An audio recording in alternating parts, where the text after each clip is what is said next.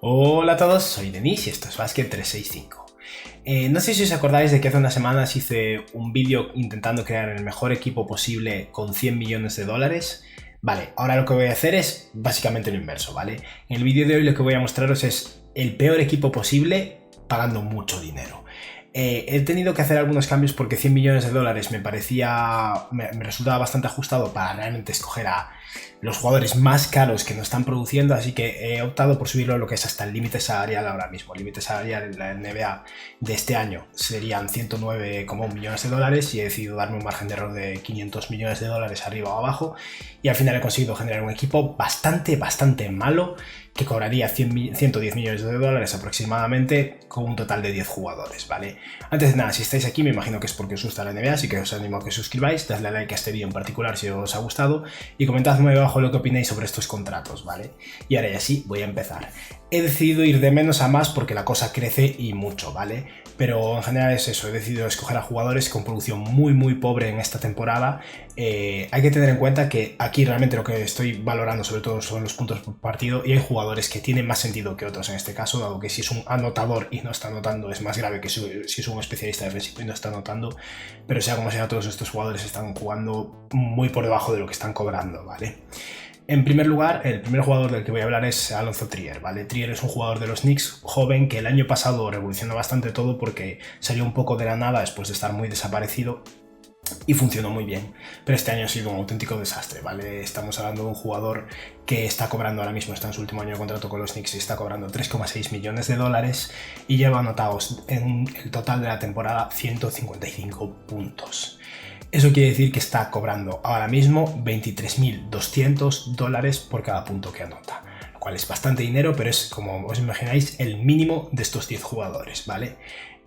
Por lo que eso, Alonzo Trier sería el primero de estos jugadores. Digamos que empezamos con los 5 jugadores de banquillo y luego pasamos a las estrellas, ¿vale? El segundo jugador es bastante cercano a él y es otro jugador de los Knicks y se trata de Dennis Smith Jr., ¿vale? Dennis Smith Jr. es un jugador que fue drafteado con el 9º pick del draft, si no me equivoco, hace unos años. Fue la pieza principal del cambio o de lo que recibieron los Knicks por el intercambio de Kristaps Porzingis y este año ha sido uno de los jugadores menos eficientes y en general de los peores jugadores de la NBA, ¿vale? Ahora mismo Dennis Smith Jr. por su contrato de novato está cobrando 4,4 millones de dólares y lleva anotados en esta temporada 187 puntos, siendo un base teóricamente anotador, no es ningún creador y no es un especialista defensivo ni mucho menos, sobre todo porque además es un jugador que si bien es muy atlético, le falta tamaño, ¿vale? Eso hace que Dennis Smith Jr. esta temporada esté cobrando 23.500 dólares por cada punto anotado. Como veis la cosa va escolando pero muy poco, pero ahora va a empezar a crecer, ¿vale?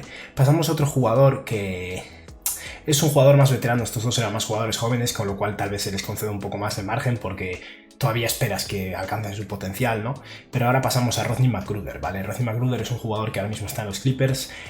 Hace un par de años jugaban los Heat lo liberaron de su contrato, lo repescaron los Clippers y en su momento parecía un buen contrato y aún a día de hoy sigue teniendo un rol en los Clippers al final porque se trata de un jugador que juega más como jugador de ala, capaz de defender y teóricamente capaz de anotar, pero este año está teniendo una actuación muy pobre, ¿vale? Cobra 4,6 millones de dólares, un poquillo más que Dennis Smith Jr. y ha anotado en toda la temporada 159 puntos, ¿vale? Eso implica que Rodney McGruder está ganando ya un poquillo más que Dennis Smith Jr., un total de 28.900 dólares por cada punto anotado, ¿vale? Y ahora vamos a pegar un salto bastante grande, ¿vale? Evidentemente, como decía, hay jugadores con diferentes roles, pero al fin y al cabo todos tienen que anotar puntos y realmente si están cobrando tanto y no son jugadores de élite en otro tipo de función, pues hay un problema, ¿no? Y ese es el caso del siguiente jugador, que es John Henson, ¿vale? John Henson es un jugador que fue seleccionado bastante arriba en su draft en su momento como big y se supone que es un buen playmaker para su tamaño, es un rebotador bastante sólido, eso sigue siéndolo, pero al final su falta de versatilidad ofensiva ha ido que vaya disminuyéndose su rol y este año los Cavaliers y tras ser intercambiado los Pistons pues no ha jugado demasiado. En los Pistons está teniendo un poco más de oportunidad y ha subido un poco su anotación, con lo que ha anotado un total de 221 puntos esta temporada. De momento va liderando a este maravilloso equipo, pero cobra 9,7 millones de dólares. Este es su último año de contrato, por lo que ya no va a volver a cobrar eso en su vida probablemente, pero eso implica que está cobrando ahora mismo 43.900 dólares por punto anotado, ¿vale? Ya me gustaría a mí. Y ahora vamos a casi doblar eso porque vamos a hablar de Cristiano Felicio, ¿vale? Cristiano Felicio es uno de estos muy malos contratos de la NBA. Lo bueno, entre comillas, para los Bulls es que debido a la subida del margen salarial, aunque probablemente a partir del año que viene eso se vaya a estancar un poco con toda la crisis que hemos tenido del COVID, ¿no? Pero Cristiano Felicio firmó un contrato de unos 3 o 4 años, si no recuerdo mal, por un valor de eso, unos 8 millones de dólares al año, y este año está cobrando 8,1 millones de dólares y no juega, básicamente juega muy poco y básicamente lleva 86 puntos anotados en esta temporada cobrando 8,1 millones de dólares, lo cual implica que por cada punto que ha anotado está cobrando 94,2, o sea, 94.200 dólares, lo cual quiere decir que si mete una canasta que son 2 puntos son casi 200.000 dólares, ¿vale? Bastante dinero, la verdad. Nos pasamos a un jugador que está ganando ya más del doble que eso y realmente ya entramos en los pesos pesados. Pasamos a lo que sería el quinteto titular, ¿no? Las estrellas de este equipo de jugadores sobrepagados y llegamos a Allen Crabbe, ¿vale? Allen Crabbe es uno de estos jugadores que destacaron sobre todo porque firmaron contratos, se convirtieron en agentes libres en el año de la super subida del margen salarial por los nuevos contratos televisivos y como consecuencia muchos jugadores firman contratos muy grandes. Este es uno de los pocos jugadores que salen aquí, habrá más eso sí, pero es la generación de Van Turner, de Allen Crabbe, de Timothy Mozgov, muchos jugadores que están ganando mucho más dinero del que deberían haber firmado en su momento, ¿no? Y es que Allen Crabbe ahora mismo está cobrando 17,8 millones de dólares, aunque ha sido liberado por los Timberwolves, pero bueno, jugó durante esta temporada, por lo que entra dentro del criterio de jugadores que están jugando ahora mismo, ¿no?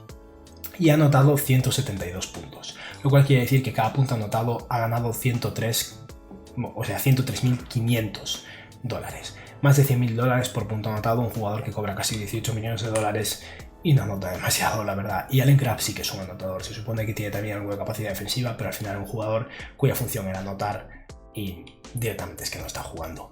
Pasamos a otro jugador de esa dorada época, ¿no? De los jugadores que firmaron con la subida del margen salarial en su momento y nos encontramos con Tyler Johnson, ¿vale? Tyler Johnson es para mí uno de los mayores fracasos de esos fichajes o de esas renovaciones, dado que es un jugador que en su momento acabó su contrato de novato con los Miami Heat y se veía que tenía potencial, pero estaba lejos de ser un jugador tan sólido y al final acabó firmando con los Heat por 19,2 millones de dólares. Actualmente, bueno, se pasó gran parte de la temporada en los Suns, tras eso fue liberado de su contrato y se rumoreaba que iba a acabar en los Lakers, pero la cosa estaba entre él, Dion Waiters, J.R. Smith y finalmente los Lakers se quedaron con Dion Waiters, así que a día de hoy Tyler Johnson no tiene equipo, ¿vale? Sea como sea, con sus 19,2 millones de dólares y sus 178 puntos anotados esta temporada, Tyler Johnson ha ganado 107.900 dólares por punto anotado. Bastante dinero, la verdad, y al final ese es un jugador cuyo contrato ha lastrado mucho los Miami Heat, incluso este año los Suns, pero bueno, parece que se va a acabar. Me imagino que Tyler Johnson seguirá teniendo un sitio en la NBA, pero cobrando menos de un cuarto de lo que está cobrando ahora mismo. Y pasamos a un jugador que está cobrando mucho menos dinero, pero tiene una producción tan pobre que adelanta a todos estos jugadores que acabo de mencionar. Y se trata de Stanley Johnson, ¿vale? Stanley Johnson es un jugador que fue en su momento drafteado por los Pistons con el 7º pick, si no me equivoco. Es un jugador que tenía mucho potencial, para muchos era el próximo Kawhi Leonard, un jugador de perímetro, un alero muy atlético, con muchísimo potencial defensivo y que se esperaban que su ataque fuera surgiendo poco a poco. Y es verdad que es un jugador muy atlético, pero no es tan buen defensor como se esperaría de él. Es un defensor decente, pero es eso, solo decente, y a nivel ofensivo es realmente terrible. O sea, se trata al final de un jugador del estilo de Andre Robertson, peor en defensa y que ni siquiera tiene la capacidad que tenía Andre Robertson de cortar la canasta, con lo que por lo menos era bastante eficiente, ¿no? Es por eso que Stanley Johnson ha ido recibiendo oportunidades después de que los Pistons se rindieran con él y ha saltado de un equipo a otro, y este año está en los Toronto Raptors. Ha jugado tan poco que he tenido que poner una foto suya del año pasado con los Pelicans porque realmente me ha costado mucho encontrar una foto decente de Stanley Johnson, ¿vale? En esta temporada Stanley Johnson con los Raptors ha anotado 23 puntos y cobra 3,6 millones de dólares. Como consecuencia, ha cobrado por cada punto anotado 156.500 dólares. O sea que no está ganando tanto como los otros, pero para el poco trabajo que está teniendo no le va mal.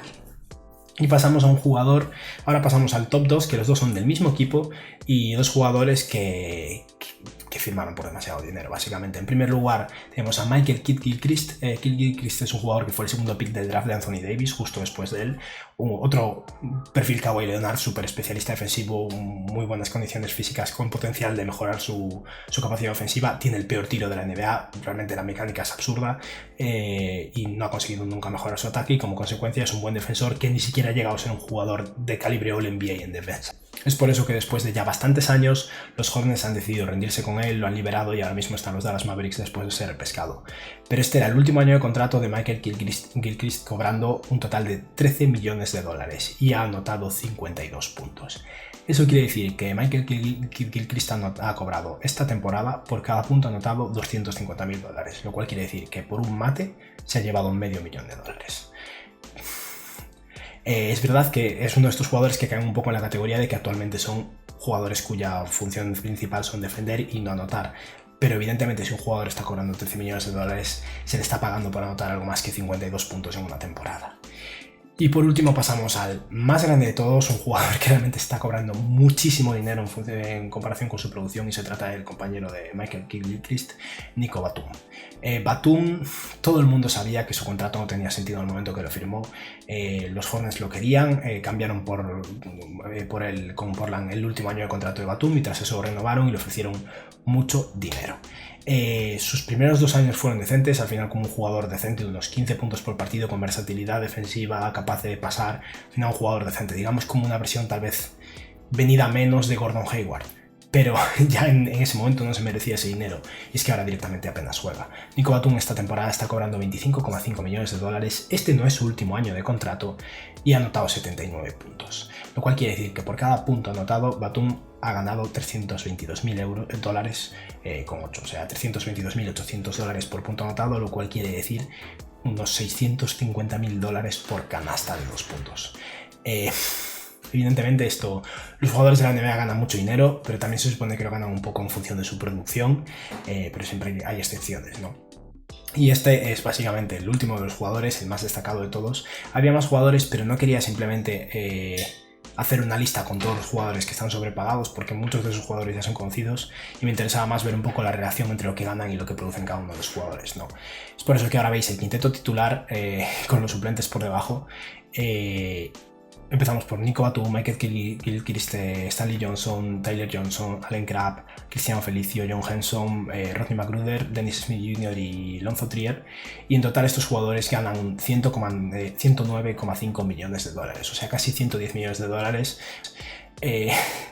Es bastante terrible, y he de decir que hay un jugador más al que no he querido meter en la lista por respeto, y es Chandler Parsons, ¿vale? Es el típico ejemplo de un jugador de este estilo, del corte de Nico Batum, o incluso peor, dado que ninguna temporada desde que firmó su gran contrato ha sido buena, pero todos sabéis que Chandler Parsons sufrió un accidente grave en diciembre y ahora mismo ha sufrido, creo que, problemas en la columna vertebral, ha tenido una conmoción cerebral y su carrera está en riesgo, así que si bien solo ha jugado 5 partidos esta temporada y tal vez debería formar parte de esta lista, he decidido no incluirlo, ¿vale? Esto ha sido todo por hoy, espero que os haya gustado el vídeo y que tengáis un buen día. Adiós.